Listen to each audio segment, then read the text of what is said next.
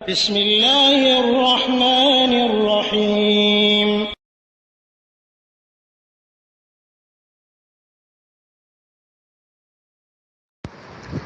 السلام عليكم ورحمة الله وبركاته.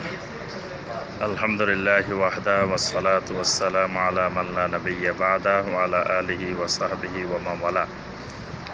একজন সম্মানিত ভাই জানতে চেয়েছেন তালাকের বিধিবিধান সম্পর্কে, তালাক কিভাবে দিতে হয়, তালাকের শরীর বিধান কি এবং তিন তালাক বলতে কি বোঝানো হয়, এই বিষয়টি ভাই জানতে চেয়েছেন। জি ভাই, আলহামদুলিল্লাহ, তালাক ইসলামী শরীয়তের অত্যন্ত গুরুত্বপূর্ণ একটি বিষয় এবং এই বিষয়ে সকলেরই জ্ঞান অর্জন করা জরুরি।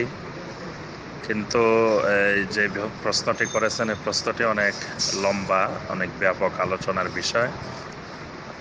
তবে সংক্ষিপ্তভাবে আমরা যে কথাটি বলবো যে তালাক হলো স্বামী স্ত্রীর সম্পর্ককে বিচ্ছেদ করার মাধ্যম, হলো শরীরী মাধ্যম হলো তালাক। এজন্য প্রথমে স্বামী স্ত্রীর মধ্যে যদি শরীরী কোনো সমস্যা দেখা দেয়, তাহলে দুইজন একজন আরেকজনকে নসিহত করবে, উপদেশ দিবে।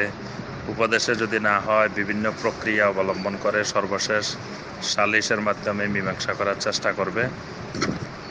দুই পক্ষের সালিশের মাধ্যমেও যদি মীমাংসা না হয়, তাহলে পর্যায়ক্রমে এই তালাকের পথ বেছে নিবে। একসাথে তিন তালাক কোনো অবস্থায় দেওয়া যাবে না, এটি শরীয়তে তালাকের বিধি, অর্থাৎ গুনাহের কাজ। এজন্য তালাক দেওয়া শরীর সিস্টেম হলো এক তোহরে এক তালাক, অর্থাৎ পবিত্র অবস্থায়, হায়েজ অবস্থায় তালাক হবে না। হায়েজ অবস্থায় তালাক দেওয়া গুনাহের কাজ। এজন্য তোহর অবস্থায়, পবিত্র অবস্থায় একবার তালাক দিবেন। দেওয়ার পরে 3 হায়েজ পর্যন্ত তিনি ইদ্যত পালন করবেন। 3 মাস অতিবাহিত হলে ইচ্ছা করলে এক তালাক দিয়েই আর না দিলেও চলবে। যে সমস্যা ছিল সে সমস্যা যদি সমাধান হয়ে যায়, আর দেওয়া দরকার নেই। এরপরেও যদি সমস্যার সমাধান না হয়, তাহলে আরেক তোহরে আরেকটি তালাক দিতে হবে। সেই তালাকের পরে 3 হায়েজ পর্যন্ত ইদ্যত পালন করবে। এতেও যদি সমস্যার সমাধান না হয়, তাহলে সর্বশেষ তৃতীয় তালাক আরেকটি তোহরে প্রদান করবে এবং 3 হায়েজ পর্যন্ত প্রায় 3 মাস ইদ্যত পালন করবে।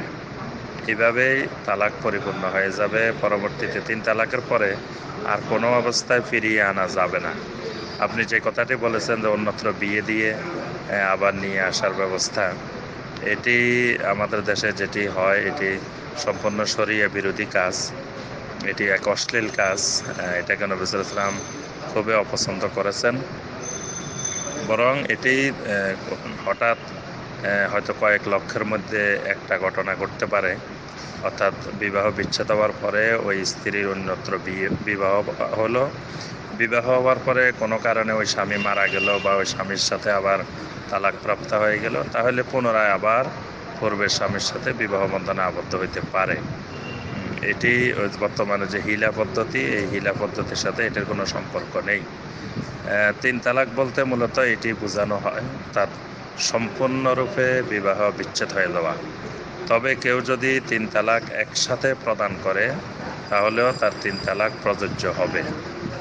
কারণ সে ইসলামী শরীয়তের সাথে যেহেতু বেয়াদবি করেছে, ইসলামী শরীয়ত তাকে এইভাবে তালাক দিতে বলে নাই, কিন্তু সে তালাক দিচ্ছে। এই জন্য ইসলামী শরীয়ও তার প্রতি বিরূপ প্রতিক্রিয়া দেখাবে, সে তার তালাক কার্যকর হয়ে যাবে। আশা করি সংক্ষিপ্তভাবে বুঝতে পেরেছেন। আসসালামু আলাইকুম রহমতুল্লাহি ওয়া বারাকাতুহু। আর বিস্তারিত জানার জন্য আমাদের www.tafsirulquran.com গিয়ে আমাদের সূরা আত-তালাকের তাফসিরটা আপনি দেখে নেবেন, শুনে নেবেন, তাহলে তালাক সম্পর্কে আরও বিস্তারিত জানতে পারবেন ইনশাআল্লাহ। আল্লাহু আ'লামু বিস-সাওয়াব।